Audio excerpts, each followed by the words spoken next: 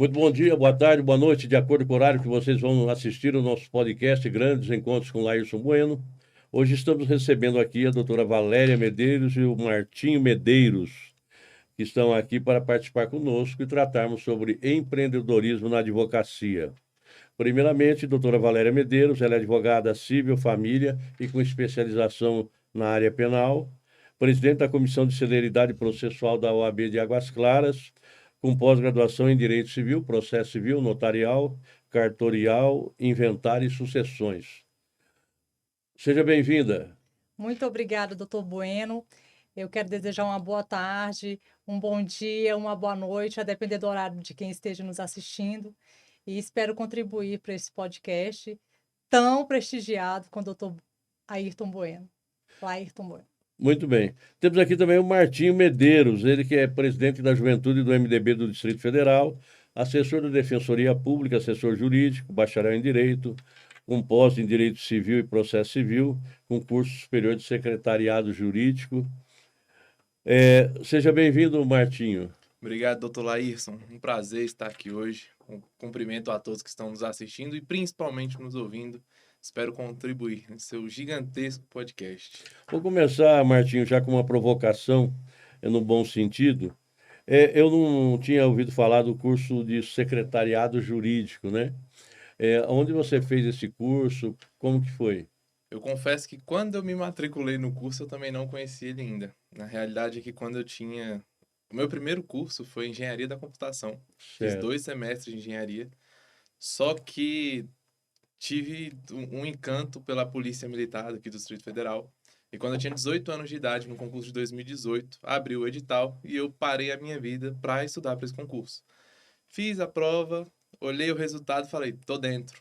Mesmo, assim, de acordo com alguns sites, a minha nota era muito próxima para estar dentro do concurso.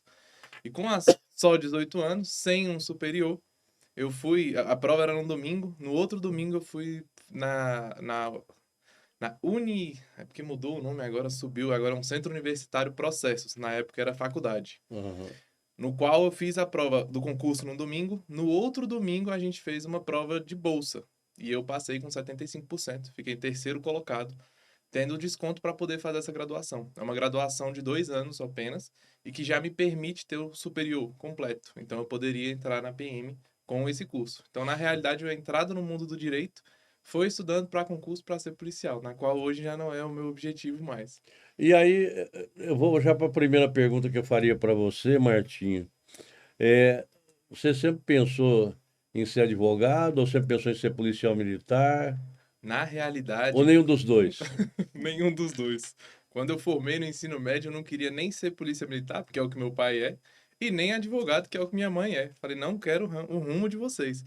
Minha mãe, a doutora Valéria, ela brigava muito. A gente brigava em casa, ela falando, você vai ser advogado. E eu falava, não vou ser advogado, é o seu sonho, não é o meu. Até que eu comecei a estudar para concurso. Visando ser policial, comecei a estudar para concurso e me apaixonei pelo mundo do direito. Com 18 anos, tive meu primeiro contato, que foi com direito constitucional. Não é a área que eu atuo, mas quando eu comecei a ler o artigo 5º, aquele mundo de direitos ali, os nossos direitos fundamentais, eu me encantei. E ali eu comecei a estudar. E devido ao mergulho intenso no mundo do direito, porque eu saí de um curso onde eu fazia cálculo 1 e 2, estava estudando álgebra, eu saí e mergulhei no direito. Então ali eu virei a chave porque poderia haver algo no mundo do direito para mim. Certo. Esse dia teve um advogado aqui, a gente estava brincando aqui, e eu falei para ele, por que que nós não temos ainda um código de processo constitucional, né? Que existem esse projeto, mas nunca passa pelo Congresso, né? Mas voltando agora com a doutora Valéria. E a doutora Valéria, é, sempre quis ser advogada, ou pensou em ser dentista, engenheira, médica ou jogadora de futebol? Então, eu sempre sonhei, sim, em ser advogada, mas a minha realidade de vida não me permitia cursar uma faculdade, ter uma graduação, e aí eu veredei por outros caminhos até chegar onde eu queria, né? Eu vim da iniciativa privada, eh, fui empresária durante 18 anos, fui proprietária de um centro de estética, e graças a Deus, onde eu obtive muito êxito E de lá eu consegui realizar inúmeros sonhos e um deles foi chegar até aqui. Consegui formar meus filhos, tudo advindo da estética e sempre de olho naquilo que eu queria. Porque eu tinha o foco que eu poderia ser advogada, então eu trabalhei para isso, abri caminhos e sou muito bem-sucedida e muito feliz na minha profissão. Mas, Valéria, então você foi corajosa, né? Sim, Porque a estética, a beleza são ramos de atuação que, inclusive, não caíram na época da pandemia, né? Eu lembro que a minha esposa, na época, trabalhava no Boticário e era um ramo que não caía o faturamento, nunca. mesmo com o pessoal trancado em casa. Nunca. Doutor Laírson, a estética, ela é um mundo fabuloso. Ganhei muito dinheiro na estética. Eu não desisti da estética porque estava falida ou porque não estava dando certo. É porque eu tinha um chamado e agradeço a Deus e a minha coragem, a persistência de estar aqui hoje como advogada, extremamente realizada. E assim, o que eu posso dizer é que nós devemos ir atrás dos nossos sonhos, trabalhar para eles. E fui muito bem-sucedida, muito feliz. Fiz uma história no mundo da estética, mas estou fazendo uma nova história na advocacia e estou muito feliz. Pegando esse gancho, Valéria, doutora Valéria, eh, o que que a senhora trouxe de proveito da estética que deu para aplicar na advocacia? Técnicas de negociação, técnicas de venda, o que que a senhora conseguiu trazer? Eu trouxe 80%. Eu só deixei a parte mesmo dos procedimentos lá, mas a questão de tratativas, a questão de atendimento ao cliente, negociação, valorização do meu potencial como profissional, como empreendedor, gestão de negócios, gestão de pessoas, tudo isso adveio do meu trabalho.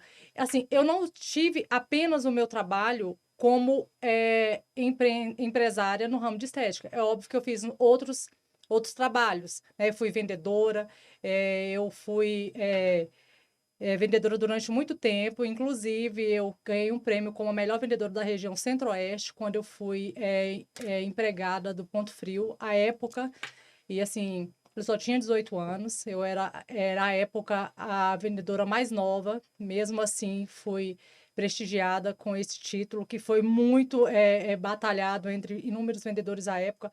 A época em que eu era vendedora do Ponto Frio, era como se hoje fosse para você prestar um concurso para entrar, porque era muito difícil, tinha um processo seletivo, tinha que fazer um curso de preparação em Goiânia. Então, assim, foi uma porta muito grande que abriu na minha vida, mas eu sabia onde eu queria chegar e fui tentando me especializar em outras áreas, e dentro da área de vendas eu me especializei. Depois eu fui convidada para fazer propaganda do Pão de Açúcar e eu saí do Ponto Frio e fui garota propaganda do Pão de Açúcar interno para dar aula para as pessoas que iam ser operadora de caixas e fiz esse trabalho. Então, assim, todas essas minhas experiências me trouxeram até aqui. É muito importante pontuar que, às vezes, as pessoas possam se ver em trabalhos que para elas sejam insignificantes, mas esses trabalhos podem ser o pontapé para que elas possam chegar aonde elas querem, porque tudo é uma preparação. E se você não vive o processo, você não consegue chegar aonde você quer. Eu sempre uso um jargão de que se você não suporta a obra, então você não consegue ver a casa concluída. Então, eu passei por esse processo, eu passei por essa obra. Eu ainda estou em processo, mas agora numa nova fase, que é da advocacia. E assim, eu tenho uma história no empreendedorismo de resiliência.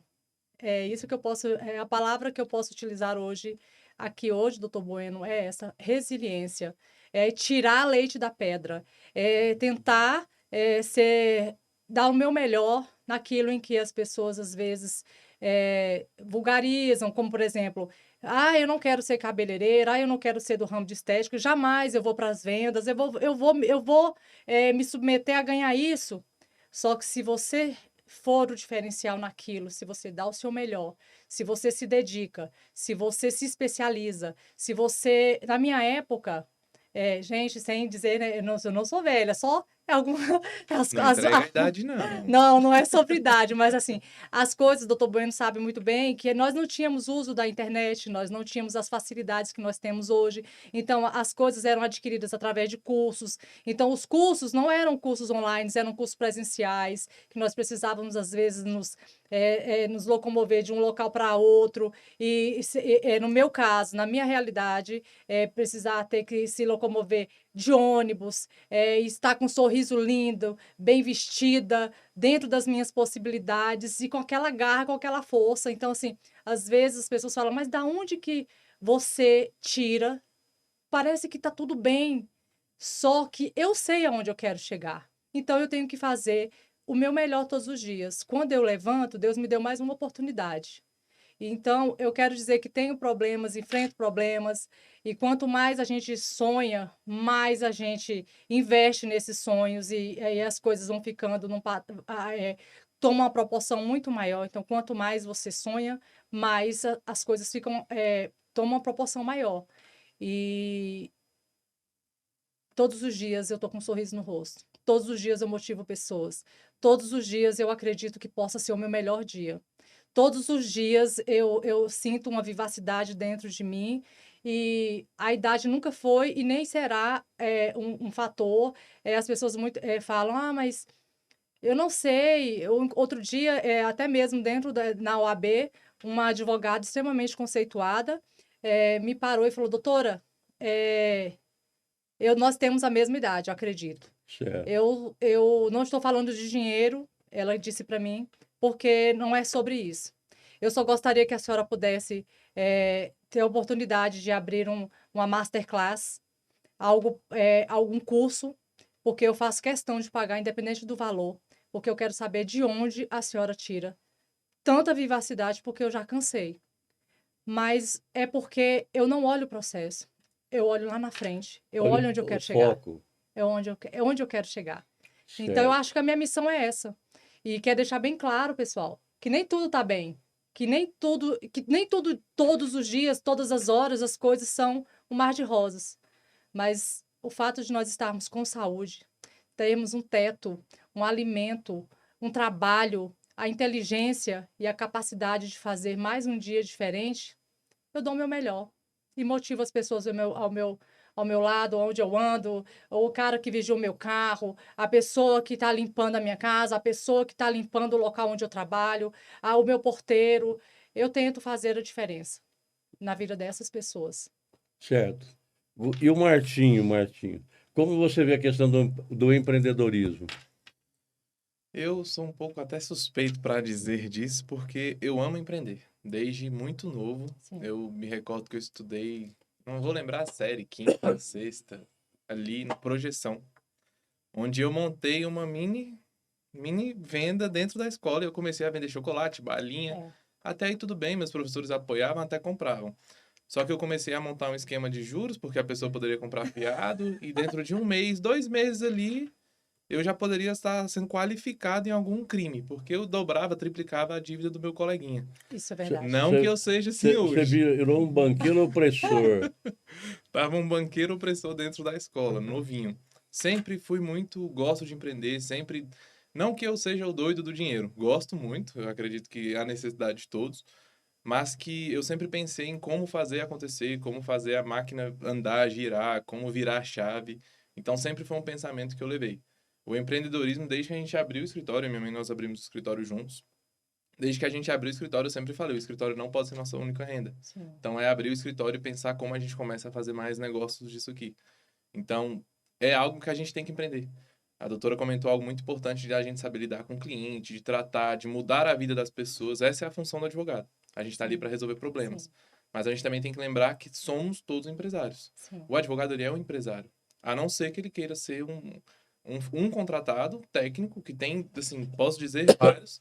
Os melhores advogados que eu conheço, eles são empregados técnicos. Sim. Porque eles são muito bons no que eles falam. Até ontem eu estava comentando com um amigo meu que é advogado, que há perfis de advogados, né? Eu não consigo ser Eu provavelmente não, nunca fui atrás, mas eu provavelmente devo ter um TDAH que não me permite deixar muito tempo sentado na cadeira. Eu fico agoniado, fico querendo sair, eu gosto de ir pra rua, eu gosto de negociar no escritório, pra mim é a Sim, melhor parte. Quando eu tenho que fechar um acordo, eu gosto de ir, gosto de apertar na mão, eu gosto desse lado. Então eu acho que esse empreendedorismo, até voltando um pouco nas duas técnicas, né, dos dois advogados, um quer empreender, um quer só trabalhar. E tá tudo bem. sim, Mas o advogado que ele tende a virar um empresário, de ver a advocacia como uma grande empresa, ele lucra e é esse empreendedorismo jurídico, né? Algo que, além do técnico, claro, que a doutora vai comentar, mas também esse de abrir os braços e alcançar mais, não ficar ali numa única fonte de renda. sim, Certo. Na Defensoria Pública você deve conviver com bons advogados do ponto de vista técnico, né? Imagino que na área de saúde, por exemplo, tenha defensores lá que só fazem isso, né? sim, Especialista. É assim mesmo? É isso mesmo. Eu até tô na defensoria tem aproximadamente um ano, acho que nem fechou um ano ainda, mas ali é uma grande escola. Tanto uma escola de realidade, para lembrarmos, muitas vezes a gente está ali, começa a conviver só com advogados, começa a clientela, então bons restaurantes, bons cafés, sim, e a gente começa a ficar vivendo um pouco o mundo afora. Mesmo eu estando na política, querendo ou não, a gente não pode ver a política, ver a advocacia só na nata. E a defensoria foi uma aula para mim, para eu lembrar, claro que eu nunca esqueci, mas eu para lembrar que eu atendo pessoas, que a nossa função como advogados é defender a população, é sim, defender a sociedade. A gente está ali para manter a justiça. Então a defensoria foi uma grande aula nesse quesito. Agora, quanto ao lado técnico, eu trabalho num núcleo onde eu tenho 3 defensores. E eu até estava comentando com um dos defensores lá que os estagiários que passaram lá há 5 anos atrás, eles ainda retornam lá para conversar com os defensores, para explicar, para tirar dúvida. Certo. Muitas vezes eu já me peguei umas 3 vezes ali, passando 2 horas com o meu defensor lá, o meu chefe imediato. 2 horas a gente conversando sobre técnica, sobre tese, sobre como é o melhor lado de defender o sim, cliente. Então, assim, o assistido lá no caso, né?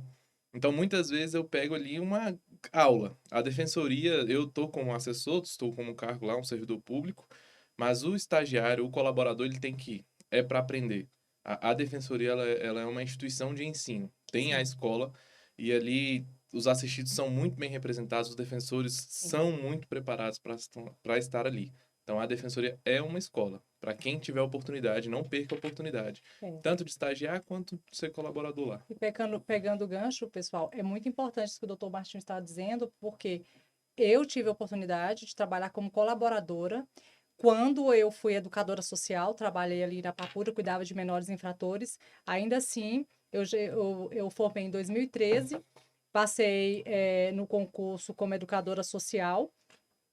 Tomei, eu formei em agosto de 2013 e tomei posse na Secretaria da Criança em dezembro de 2013. Fiquei lá 5 anos. Mesmo assim, não podendo advogar, eu fiquei esse tempo como colaboradora na Defensoria Pública e foi muito importante. Foi muito importante porque ainda estando submetida a um contexto social totalmente distinto da nossa realidade, que é ali como educadora social, cuidando de menores infratores, eu tinha a oportunidade de ter a vivência com os familiares, com as mães, com os jovens, os adolescentes que estavam ali naquele lugar. E eu tive convivência com vários tipos de pessoas, de personalidades e de delinquência, né? E a Defensoria Pública, ela enfatizou ainda mais esse lado social. Essa importância de nós termos um olhar voltado para o social e da importância da advocacia na vida da população. A Defensoria Pública, então, assim, quem às vezes está formado, acabou de se formar, acabou de pegar sua OAB, ainda não tem um escritório, eu sugiro vocês se prontificarem como colaborador, né? Vocês fazem uma prova e vocês podem estar prestando esse trabalho, e esse trabalho vai ser algo muito. Vai ser uma via de mão dupla, tanto para a Defensoria Pública, para os assistidos e para nós como pessoa. Tanto no que tange o aprendizado, quanto o servir, né? Até porque nessa vida nós também viemos para servir. Eu acho extremamente importante. E a resolução do problema em si, Sim, né? sim, Doutora Valéria, a senhora também fez pós em notarial e cartorário. A senhora Sim. lembra o que a senhora pegou de útil dessas Sim. pós-graduações?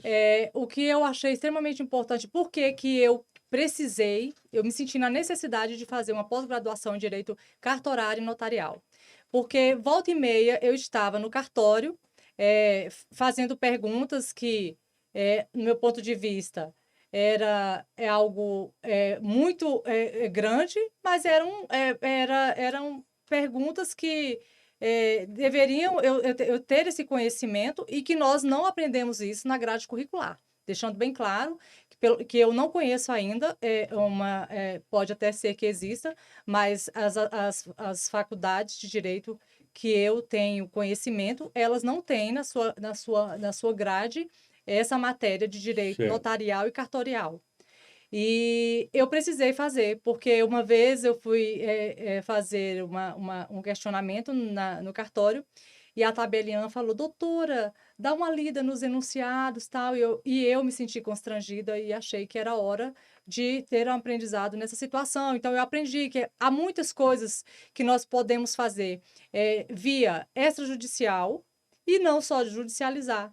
Por exemplo, eu tive em meu escritório uma cliente que me procurou para que pudesse retirar o nome do pai biológico, tendo em vista ela ter sofrido abandono afetivo e material desse pai durante toda a sua infância. E ela, com 35 anos, alta servidora do Tribunal de Justiça, tem uma vida material muito estável, ficou com medo de vir a falecer, tendo em vista que ela estava sofrendo uma doença terminal e ter que deixar os bens que ela adquiriu para esse pai biológico que não deu nenhum suporte para ela, nem emocional, nem material.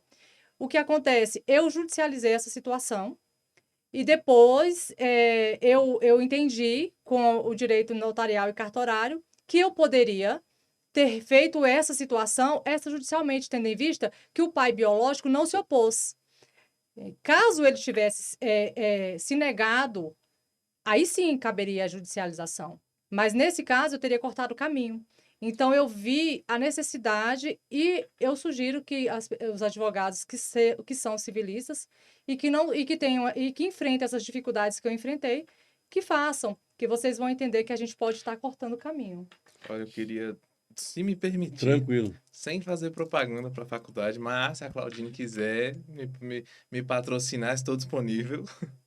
A Processos tem. A gente tem na grade curricular o Que bom. cartorário. E hoje até, quando eu formei no secretariado, não tinha ainda essa graduação, mas hoje tem uma dupla graduação. Sim. A gente pode formar em direito e durante você estar estudando o curso de direito, você pode formar alguma graduação na área notarial. Não vou me lembrar, Então, técnico Claudine, por notarial, algo favor, né? assim. Por favor, dê esse bônus, né, para o doutor Martinho, né? Não, de fato tem, eu já vi muita gente se Que bom. matriculando lá, E tem isso na aí grade também, curricular. doutor Martinho, o que acontece? Economiza, né, para o estudante de direito, porque veja bem, eu tive que pagar uma pós-graduação que não foi nada barata para poder completar os meus estudos, tendo em vista que você já está mencionando a faculdade. Eu tô até achando estranho esse merchandising aí, viu, doutor Bueno? Mas tudo bem. Não tive. Tranquilo. Doutora Valéria, a presidência de Comissão de Celeridade Processual da OAB Águas Claras tem qual objetivo? O objetivo é trazer o que o próprio nome diz, a celeridade processual para os processos. Por exemplo, existem processos, o Código de Processo Civil estabelece um prazo razoável para que seja feito todas as diligências. Mas nós todos sabemos que juízes não são adstritos a prazos, né? Ainda assim, com o bom senso e com o princípio da razoabilidade, a gente busca trazer essa celeridade, não de uma forma impetuosa, mas de uma forma mesmo amigável, de estar lá batendo na porta do judiciário e buscando um posicionamento. Então, se você é advogado, tiver um processo que já está tramitando há muito tempo, que o senhor, de certa forma, acha que já está passando da razoabilidade, nos procure, que nós estamos à disposição para tentar solucionar. Doutor Martinho, vi que o senhor também é presidente da juventude do MDB. a sua experiência na área jurídica ajuda a motivar os jovens do MDB a caminharem para a carreira jurídica? Ajuda, ajuda muito.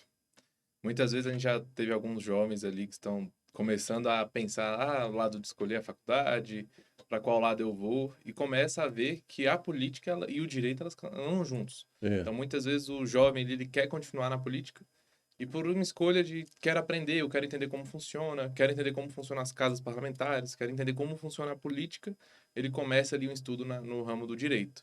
Então, ajuda muito essa iniciação ali do lado do direito. Não é nem que ajuda, mas é só o exemplo começa a influenciar, né? Então, a gente, pelo lado de estar falando de direito, sempre começa a influenciar. certo. Doutora Valéria, e a sua expertise na área de inventário e sucessões, que a senhora também fez pós-graduação? Sim. É uma área muito, como que eu posso dizer? Ela é muito minuciosa, porque trata-se é um direito que a gente tem que entrar pisando em ovos, porque geralmente quando as pessoas nos procuram, elas acabaram de sofrer, a grande maioria acabaram de sofrer um óbito em sua família, né? E o que acontece é as famílias muitas vezes são nessas horas que elas se revelam. Por exemplo, briga, litígio, uns querem extrajudicial, outros querem judicializar, existem casos em que existem relacionamentos do primeiro casamento, do segundo casamento, um acha que tem mais direito do que o outro. Então, o advogado que trabalha com o direito de inventário e sucessões, nesse momento, ele precisa ser muito mais do que um advogado, ele precisa ser um psicólogo, porque nós precisamos apagar o fogo para poder trazer o direito. Certo. E não impulsionar os egos. Eu acredito que o advogado, antes de ser advogado, ele é um mediador de conflitos. Isso é extremamente importante no que tange essa matéria de direito de família e, principalmente, especificamente na questão de sucessões. Ele tem o papel do algodão entre os cristais, né? Sim. Para fazer esse amortecimento das tensões, né? Sim, e o advogado ele precisa ser firme, doutor Bueno. Ele precisa ser firme porque ele precisa trazer para a família uma certa autoridade, Segurança. mas é uma autoridade sem ser uma ditadura. Uma autoridade respeitando o ponto de vista de cada um, mas trabalhando dentro daquilo que é a norma, dentro daquilo que o direito pontua, sem se acovardar, porque muitas vezes eu me deparo com colegas, com amigos advogados, que eles entram no jogo do cliente e eles entram numa briga de ego, e o advogado ele precisa saber se posicionar até mesmo para que ele consiga a respeitabilidade do seu próprio cliente. Porque o cliente, o fato dele estar te pagando, e graças a Deus meus clientes me pagam muito bem, nem sempre o fato dele estar me pagando muito bem quer dizer que ele vai dar as cartas. As cartas sou eu quem dou, porque eu conheço o direito. Eu só vou tentar fazer com que ele entenda que ele está em boas mãos. E é isso que o direito de sucessões, o direito de família, ele precisa. Um advogado firme, conhecedor do direito e conhecedor também da lida com pessoas. Porque nós estamos tratando de vidas, de egos, de pessoas feridas, de pessoas machucadas, de pessoas que acham que têm o direito, que são provenientes de situações, de casos dilacerados, e a gente está ali realmente para apagar o fogo. Certo. Não, e é engraçado que tem advogado que nessa briga pelo acordo acaba às vezes criticando o colega, né? Sim, E acaba não buscando o objetivo principal, que é o sim, acordo, né? sim. Da advocacia humanizada, tal, Isso. né? Doutor Bueno, eu até ontem mesmo, às 9 horas, às 21 horas, nós estávamos atendendo uma cliente e eu parto de um princípio. Na advocacia existe muito uma briga de egos, a vaidade, e muitas vezes, na grande maioria das vezes, eu não quero ter a razão. Eu quero ganhar meu processo. Eu quero que o meu cliente ganhe. Então, deixo minha vaidade, eu deixo o meu ego. Um fato curioso que ocorreu, só para poder enfatizar um pouco essa situação, nós estávamos participando de uma audiência de instrução e julgamento na Bahia, e uma juíza, já uma juíza idosa, óbvio que naquele contexto, aquela juíza ela não estava atualizada das inovações legislativas, das inovações do Código de Processo Civil de 2016, e quando eu fui fazer o questionamento diretamente para a testemunha, ela foi extremamente grosseira comigo e disse, doutora Valéria, eu não mandei a senhora falar, a senhora tem que perguntar para mim. Só que eu conheço as novas mudanças legislativas, as mudanças, as alterações. E assim, nós não estávamos mais falando... nós já estávamos no cross-examination, que nós não precisávamos mais estar perguntando para a juíza se poderia falar com ela para que ela pudesse fazer a pergunta diretamente. Eu poderia estar tratando diretamente. Só que, ao invés de contestar essa juíza, discutir com ela, mostrar conhecimento para minha cliente, eu fiquei calada, pedi desculpa porque eu queria ganhar aquele processo. Era um processo extremamente difícil de ganhar. A cliente já entrou dentro do escritório sabendo que eu iria tentar atenuar a pena, mas que nós não iríamos levar. Só que nesse jogo, eu levei tudo. Então, assim, a vaidade, eu acho que eu não iria levar nada tentando discutir com aquela magistrada, tentar desestabilizá-la, tentar mostrar para ela conhecimento e depois ela ficar enfurecida e complicar a minha situação. Não estou falando de se acovardar. Estou falando de deixar o ego, naquele momento, de uma coisa que não iria prejudicar a minha cliente e nem a minha defesa, e que eu, para frente, foi maravilhoso. Levamos muito mais, levamos tudo. Então, é isso que eu digo, deixar o ego um pouco de lado, não se acovardar, é óbvio, mas pensar no cliente, porque às vezes no afã de ganhar notoriedade, prestígio, o próprio advogado prejudica o cliente. Certo. Doutor Martinho, o senhor, com a experiência sua na Defensoria Pública, o que é mais procurado lá? É a área de saúde? Olha, eu não sei exatamente as estatísticas de que procura muito. Como tem vários núcleos, eu fico no núcleo de atendimento Mirabete. Tem a ver com o fórum, porque antigamente a gente ficava dentro do fórum Mirabete, mas ele hoje faz parte do Nuclão, que é ali perto da rodoviária, perto da DPU. Só que o que eu atuo mesmo, a gente atua com carta precatória. Carta precatória. Os outros defensores os outros núcleos atuam tudo, né? A gente cuida de tudo que envolve o DF, a gente cuida. Dentro do núcleo Mirabete, tem outros 2 defensores que cuidam também de registros públicos. E, salvo engano, me fugiu, falência. Porque como eu não cuido, eu só vejo as pessoas, mas não fica próximo de mim. Eu cuido mais de cartas precatórias. Quanto cartas precatórias, eu posso dizer que a maioria é execução de alimentos. Os pais que têm filhos fora do estado executam lá, manda carta precatória para o juiz daqui cobrar. Isso é o que eu mais mexo ali, são as cartas precatórias de execução de alimentos. Mas tem de tudo. Tem inventário, tem contestação de guarda, contestação de alimentos. Como a gente trabalha com tudo que vem de fora do DF, tudo que vem por carta precatória cai nas nossas mãos para a gente cuidar. Maravilha. Ainda sobre essa questão da defensoria, eu queria enfatizar essa área de saúde, que é uma área muito carente. Nós temos gente com câncer precisando ser operada, entra nessa fila da regulação, né? E às vezes demora muito a ser atendido, né? E às vezes tem alguns tratamentos caríssimos, né?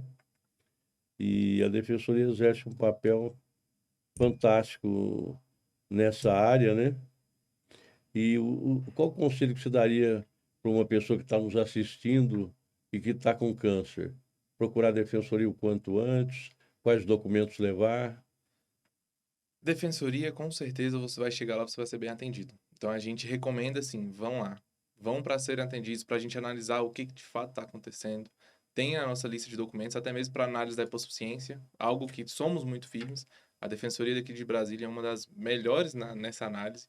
É um limite tranquilo, são 5 salários mínimos. Então, assim, muitas pessoas podem ser atendidas pela Defensoria. Se tiver condições, a gente vai analisar, a gente faz uma análise de extratos, tem que levar as contas bancárias para a análise da hipossuficiência. Quanto à saúde, não perca tempo, principalmente quando a gente fala de uma doença tão sensível quanto o câncer. Então vá lá, leva tudo que tiver de, tem um diagnóstico, não tem um diagnóstico, quero fazer o diagnóstico, preciso de uma UTI, minha filha precisa de uma UTI. Não perde tempo, vai lá, porque você vai ser atendido. O nosso núcleo da saúde é o que está à disposição o tempo inteiro, tá ali, e temos também um plantão. Então, se você precisar de uma UTI 3 horas da manhã, o plantão vai te atender. Não é algo que a gente deixa correr solto. Mesmo eu não atuando, não tendo diretamente contato com a área da saúde, eu sei que é uma área exemplar da defensoria, assim como todas as outras. Sim. Certo. Doutora Valéria, fala da sua pós em Direito Civil e Processo Civil, como que foi a experiência? A senhora saiu de lá animada porque pode mudar o nome das pessoas, Sim. por exemplo? Nossa, sim, a minha pós em Direito Civil e Processo Civil, o pontapé inicial foi pela dificuldade, principalmente da dificuldade que eu tive de assimilar essa matéria. Então, eu achei uma matéria, à época da minha graduação, muito difícil. Os professores eram maravilhosos, mas eu achei difícil a assimilação. E após a graduação, que eu já tive uma familiaridade com a faculdade, com os termos, com todas as outras matérias e com as grandes procuras no escritório de várias demandas, porque o processo civil ele engloba tudo. Ele engloba do direito do consumidor, do direito de família. São várias vertentes o Código de Processo Civil ele trata. Então, eu me vi compelida a conhecer a fundo. E aí, eu fiz uma pós-graduação em Direito Civil e Processo Civil. E é como se tivesse tirado escama dos meus olhos. Eu vi um mundo colorido. Eu me apaixonei pelo direito civil, pelo processo civil. É um mundo maravilhoso. Nos dá uma certa... Nos dá mesmo... é como se te trouxesse um chão. Que você sabe onde você está pisando. Ainda que a gente não consiga abranger especificamente todos os setores, mas a gente tem... um respaldo, a gente tem um norte, a gente tem um pontapé. O direito civil, a minha pós-graduação de direito civil e pós, ela foi realmente um divisor de águas na minha advocacia. Eu me apaixonei e depois desse conhecimento, de me reiterar do que de fato é o direito civil e o Código de Processo Civil, foi quando eu me vi compelida também a fazer uma pós-graduação em direito de família, devido à grande procura no escritório, nesse sentido, e as portas vão se abrindo e uma matéria vai completando a outra, e aí a gente vai buscando conhecimento naquilo onde nos falta conhecimento, e a gente vai morrer sem saber, doutor Bueno. Verdade. Deixa eu perguntar para o Martinho, ele que é mais jovem do que eu formei em 1982. Ainda tem direito comercial na faculdade? Tem. Tem? Porque hoje o direito comercial e o direito civil se confundem, né? Em algum momento no direito empresarial, né? Então, é interessante. Eu formei agora, em dezembro, já aprovado na OAB também, passei no 10º semestre. Fiz a prova no 9º, na realidade, né? Mas já aprovado. E na faculdade a gente tem um direito comercial, ainda é falado, explica. Eu confesso que muitas vezes a gente pega estudando algumas coisas que não utiliza mais. Eu tive direito financeiro na minha. A gente falando de, por exemplo, cheque é uma coisa que já está começando a... Tá em decadência. Eu nunca emiti uma folha de cheque. Um talão de cheque eu nunca peguei. Nunca fui no banco e falei, eu quero um talão. Mesmo meu gerente falou, você tem? Eu falei, obrigado. Pix. No meu tempo tinha um termo técnico, né, de crédito lá, warrants, né? Eu acho que hoje... Já ouvi falar, né, mas também. não me lembro de se Eu comentaram. utilizei muito cheque na minha vida. Muito. Eu brinco, às vezes, que eu sou do tempo que cinto de segurança não era obrigatório, Sim. né? Não, é melhor eu não ficar falando sim, né, É. gente? É só o doutor É, Bueno, tá? só eu. Era desquite, não era divórcio. Porte de arma não era crime, né? Nem contravenção, nada. Que adultério era crime. Adultério era crime. Porte e posse não era crime? Não. Não sabia desse detalhe, É, não. Isso é novidade pra mim. naquela época, se você jogar bola na rua, o juizado de menores te pegava e te prendia. Hoje o Estatuto da Criança não permite, Isso. né? Mas eu acho que por isso que teve tanto jogador bom de futebol, porque Sim. aprendeu a jogar bola na areia, no paralelepípedo, aprendeu aquelas... A bola de meia. aquelas características, a bola de meia, né? O que chute, o conga, né? É. E Jean Piaget diz que você tem a sua formação com características, com criatividade até os 12 anos. Depois dos 12 você pode até aprender, mas não vai ser na sua plenitude, né? Então, tem coisas do passado que Sim. eram interessantes, sabe? Hoje eu vejo assim muitas coisas que estão muito chatas, né? Estão muito Sim. esse politicamente correto Sim. é horrível, tem hora, sabe? Às vezes eu acredito que por isso que as coisas deram certo para mim. Foram muito difíceis. É. Então eu tive que sempre criar. Sempre criar, sempre criar. E eu acredito que por causa da nossa formação mesmo, da época em que nós viemos, né, doutor É. Bueno? Então, a gente tinha que fazer as coisas acontecerem. Eu lembro eu indo para a faculdade numa subida de mais de 10 quadras, carregando Código Civil, Código Sim. Comercial, Constituição, uma loucura. Sim, Era quase um trabalho escravo, né? sim. De carregar peso, então, uma loucura. Mas, voltando aqui às perguntas, eu queria perguntar, doutora Valéria, sobre uma coisa moderna. Pois Agora, não. já falei das velhices, agora falar de uma coisa moderna. Organização do escritório. Como que a senhora implementa hoje a organização do seu escritório, doutor Martinho, nesse momento em que o virtual está muito forte? A senhora consegue ficar só na pasta virtual ou ainda guarda algum papel? Eu ainda guardo papel, até mesmo pela minha idade, né? Mas o doutor Martinho, a doutora Caroline, eles já são muito mais tecnológicos. Eu ainda sou uma pessoa que gosto muito de redigir, de escrever, e agradeço muito. Eu até antes de vir, eu havia pensado nessa situação de que nós, advogados, devemos, até mesmo para termos maior celeridade dentro do escritório, utilizarmos de todo o tipo de aparato tecnológico que nos é acessível. Por exemplo, nós temos aí a inteligência artificial e que nós devemos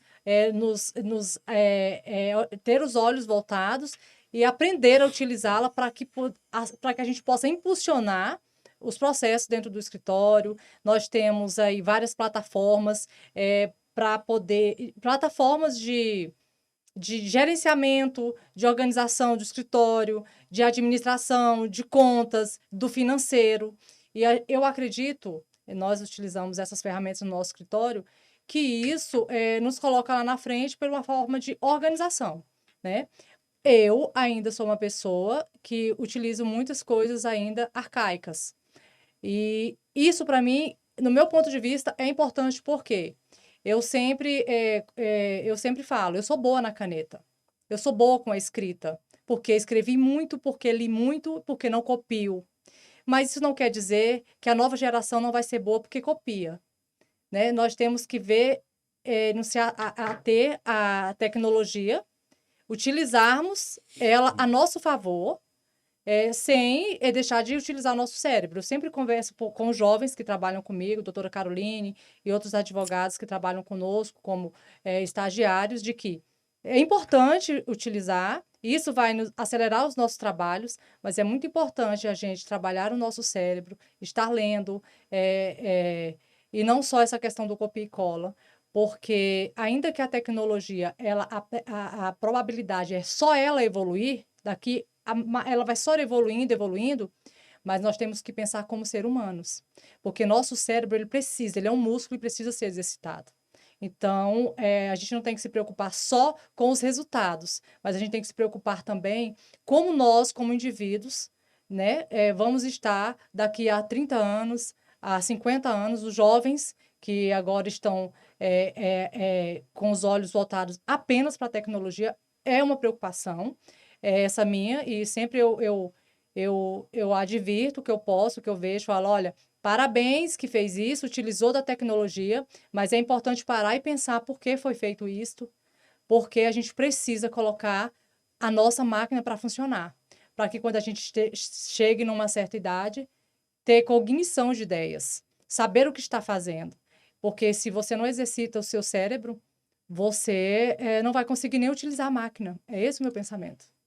Então, e aí agora eu vou fazer uma provocação para o doutor Martinho Pois ali, não. né, sobre a questão da inteligência artificial, para que ela não seja um elemento favorável e não de idiotização do jovem, Eu né? Assim eu penso. Então, aí eu começo com uma reflexão. Eu monto um, um avião com inteligência artificial, na qual eu determino que esse avião vai levar a doutora Valéria e doutor Martinho até Paris.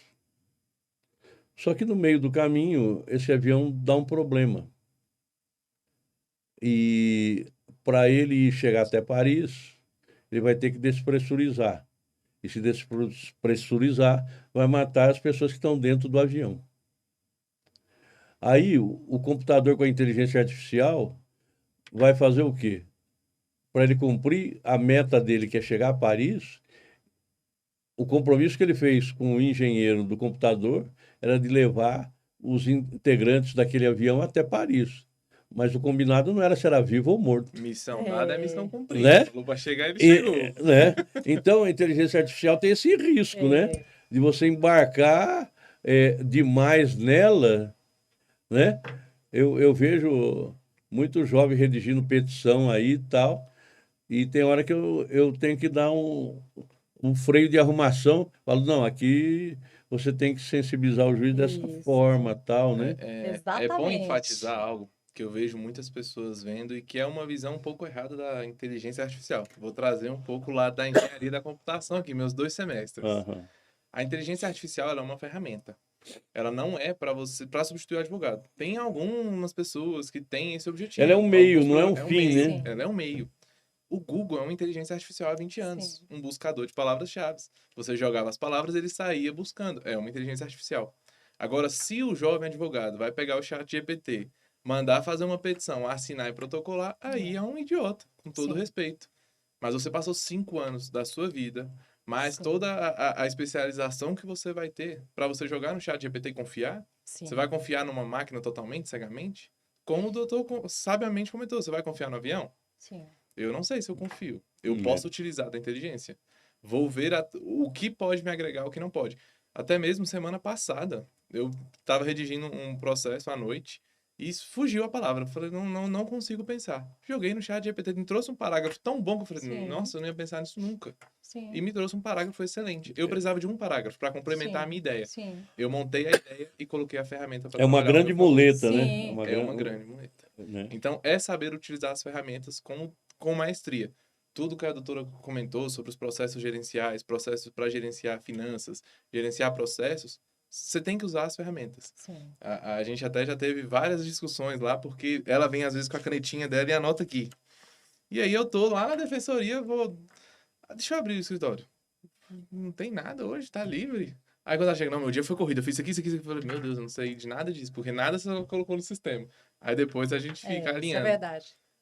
Então é bom a gente usar as ferramentas Sim. porque isso vai deixar o processo todo mais simples, até mesmo para o cliente.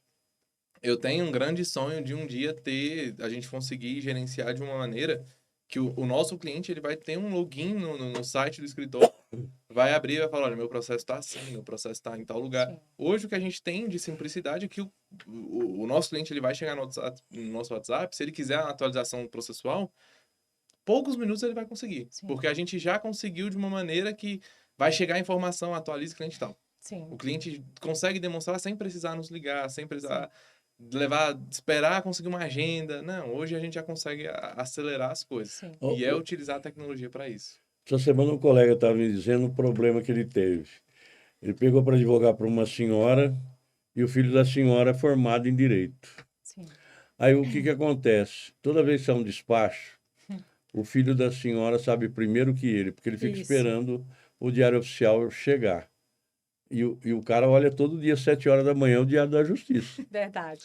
né? Nós temos vários. Temos vários. E é uma luta que você não consegue concorrer, né?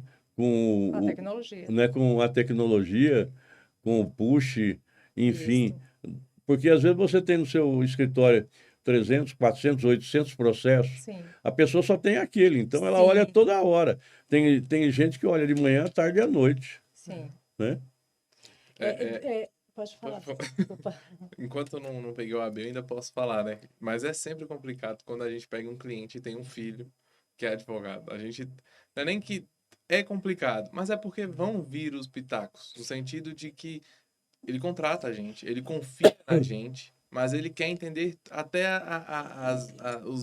as minúcias. Não, E muitas vezes a gente fica nessa luta. Ô, Martinho, e aquele cliente que chega para pedir de graça, geralmente parente ou vizinho ou amigo, porque não tem ninguém, está sem chance e tal, não sei o quê. Aí você começa a advogar para a pessoa, aí aparece uma sobrinha que é estudante de direito, Isso. a prima que é bacharel em direito, mas não exerce, e todo mundo começa a perguntar, todo mundo começa a telefonar. Sim. É uma loucura, né? A gente até brinca que no Google, se você jogar os seus sintomas que você está sentindo, você vai morrer em 5 dias. É. No direito, as pessoas não acreditam. A gente zoa na saúde, mas não zoa no direito. O direito, o Google é a mesma coisa. Você vai jogar as informações ali, ele vai te falar que você vai ser preso. Acontece. De vez em quando sai um despacho, o cliente fala, mas eu vou ser preso? Tem mandado? Porque sai um negócio aqui. Falei, meu Mas, Deus. assim, completando esse questionamento do senhor, doutor Bueno, em relação a que a gente se depara, às vezes, com um familiar que é do direito, ou que é conhecedor, ou que é curioso, ou até o próprio cliente é bacharel em direito, ou eu tenho vários. A saída que eu utilizo no escritório é ouvir esse cliente, deixar ele se sentir, de uma certa forma, importante na execução daquela situação e não descartar de todo aquele conhecimento dele e dizer a ele, ouvir. Eu acredito que o ouvir é a chave do negócio. Você ouve o que ele falou, A arte às de vezes, ouvir, né? às vezes falou só bobeira. Tire algo daquela bobeira, pontualize, enfatize para ele que, de fato, realmente agradece por aquela informação, mas diz que naquela situação, naquele contexto, aquilo não poderá ser utilizado porque irá prejudicar e que isso é uma estratégia, uma manobra. Então, assim, o cliente ele precisa se sentir não bajulado, mas importante para aquilo, porque ele está preocupado com aquilo. Às vezes ele quer mostrar o conhecimento também. As pessoas elas andam muito desconfiadas. Elas querem mostrar também, olha, a senhora é isso, ou o senhor é isso, mas eu também sei. Então, eu acho que não tem que descartar de todo isso que ele trouxe, porque isto para ele é importante. E uma coisa que eu utilizo muito no meu escritório não é que o cliente tem sempre razão, mas é que o cliente me procurou e quando ele senta na minha mesa, ele fecha, ele é importante para mim. Ele é muito importante. Então, não é que ele tem razão em tudo, mas eu acho que, no mínimo, eu preciso ouvi-lo. Ouvi-lo. Não é ouvir sapo.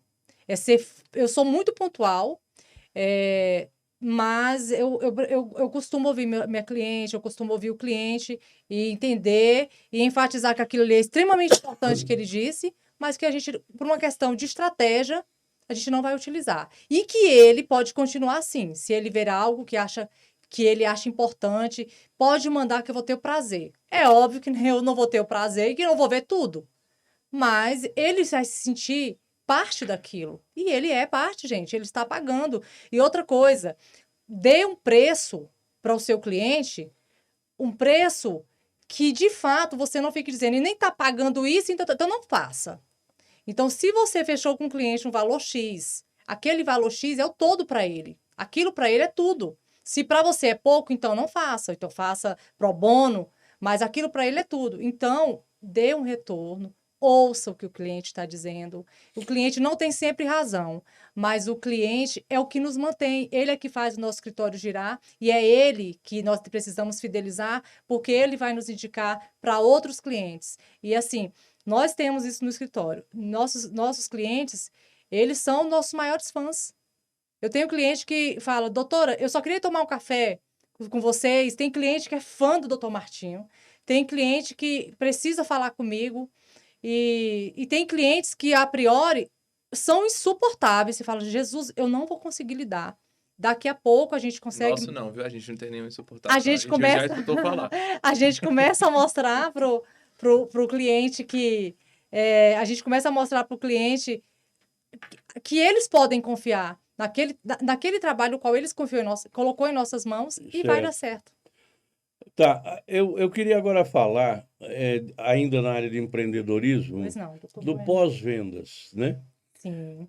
Até eu admiro muito quando eu vou na churrascaria, que o maître chega lá na mesa, tá faltando alguma carne e tal, Isso. qual carne o senhor quer? Por que que o advogado tem essa dificuldade no atendimento de qualidade, no pós-venda, às vezes? É, é falta de uma cultura de pós-vendas na área jurídica? A faculdade não ensina? O que que é? Doutor Bueno, eu acredito que é mais uma questão de vivência de cada um, né? De personalidade, e também de vaidade. O advogado, principalmente o advogado nos dias atuais, ele precisa entender que a população está mudando, a população está informada, a tecnologia traz isso para a população. As pessoas, por mais leigas que elas sejam, elas têm notoriedade, elas têm conhecimento, elas já ouviram falar de quê, elas estão ligadas. Então, nós, de uma certa forma, nós somos autônomos, nós vivemos daquilo que nós fazemos. E a gente precisa dar esse pós-venda para o cliente, a gente precisa ligar às vezes para o cliente, falar, olha, eu estou ligando para o senhor para dizer para o senhor que o processo aquela diligência ainda está em andamento, mas que se demorar muito, eu vou despachar com o juiz a respeito disso, tá? O senhor pode ficar tranquilo e está sempre pronto para ouvir. Sabe uma coisa assim, uma situação que eu sempre ouço e que eu prometo para mim que todos os dias que eu espero que isso nunca aconteça no meu escritório, doutor Bueno, é a questão de quantas vezes você contrata um advogado e você não consegue falar com o advogado, você só fala com a secretária do advogado. Você só fala com o estagiário do advogado. O cliente, ele contrata você. Se você não pode naquele momento, você está em audiência, nós sabemos que nossa vida é muito corrida, nós precisamos ter um tempo para poder ouvir, ainda que nós achemos que já falou, mas ele não sabe, ele não é operador do direito. Eu acho extremamente importante esse feedback com os clientes. E mudando totalmente da pergunta que o senhor fez, eu acho extremamente importante o valor que nós demos ao cliente quando ele chega no seu escritório, sabe? Ele não é só mais um, ele é o cliente. Se ele vai fechar ou não, se ele não pode fechar, se ele não aceitou, se ele não tem condições de custear os honorários que você deu para ele, ainda assim, dê um tratamento digno para essa pessoa. Pergunte se foi difícil para chegar no seu escritório, facilite a como ele chegar. Se ele está perdido, se ele não sabe, vá até ele. Me espere num ponto X que eu estou indo buscar o senhor. Ah, não estou conseguindo. E tem pessoas que não conseguem. Chega num escritório, tem 8 elevadores, não sabe se entra no F, no E, fica meio perdido. Eu estou descendo para buscar o senhor. Prepare um café. Antes de adentrar no assunto, ofereça que vá ao banheiro, que tome uma água, ofereça uma água, independente se ele vai fechar, ofereça uma água com gás, ofereça uma água, converse, dê um abraço, deixe o cliente falar, deixe o cliente chorar.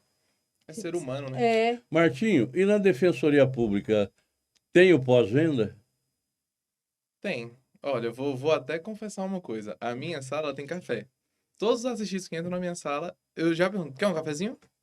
E é algo que a gente tem que fazer, tem isso, tem que acompanhar. E tem facilidade de ele obter a informação do andamento do processo? Tem, com certeza, tem seus meios. É. Tanto que é por isso que tem defensoria em tantos locais. Aham. Se a pessoa, por exemplo, o nosso núcleo é muito complicado, é atípico pelo fato do processo correr em outro estado. Então, Aham. muitas vezes o processo é sigiloso, a defensoria daqui não tem acesso. Então, a gente só tem acesso ao que veio junto com a carta precatória. Certo. Então, às vezes, eu não consigo acompanhar. Mas lá no nosso núcleo, a gente tem o número de todas as defensorias, de todos os estados, todos os números das varas. A gente passa, fala, olha, você vai ligar na vara, você vai informar assim, assim. A gente ensina a chegar.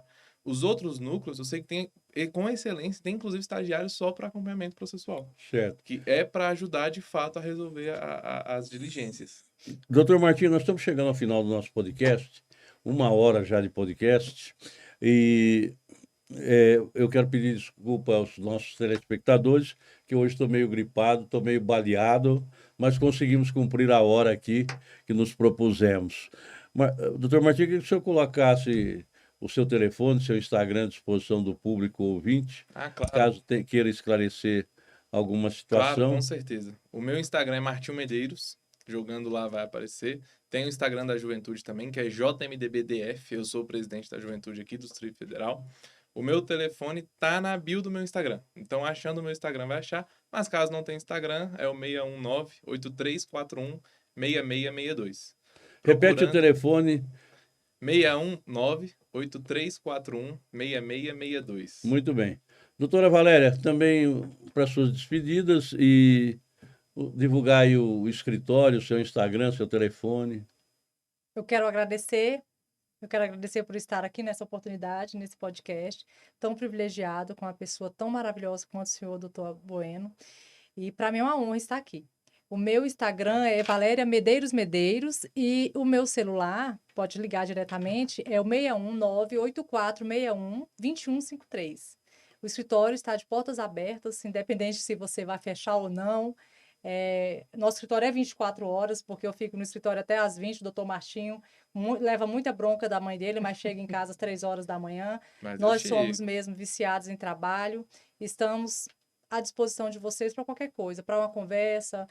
Nós trabalhamos muito, atuamos muito em defesa de mulheres que têm vários problemas relacionados a feminicídio, já tentamos, já conseguimos também prevenir várias situações dessa situação. E nosso escritório, ele trata de várias demandas. E é isso, pessoal. Muito obrigada por estar aqui. Doutor Martinho, muito obrigado. Microfone para suas despedidas aí. Primeiro eu quero agradecer, doutor, pela oportunidade, pelo convite. É sempre um prazer andar ao seu lado. A gente já tem alguma caminhada aí. Conte comigo para o que precisar. Obrigado. Assim como eu sei que posso contar contigo, porque eu sou sempre estar à disposição. Te agradeço por tudo e vou te desejar melhoras dessa gripe. Obrigado, mesmo, obrigado. É verdade, doutor Bueno. Já tá 0 bala. Essa gripe foi terrível essa semana. Gente, muito obrigado. Forte abraço para vocês. Até o próximo podcast. Muito obrigada. Tchau, tchau. Tchau, pessoal.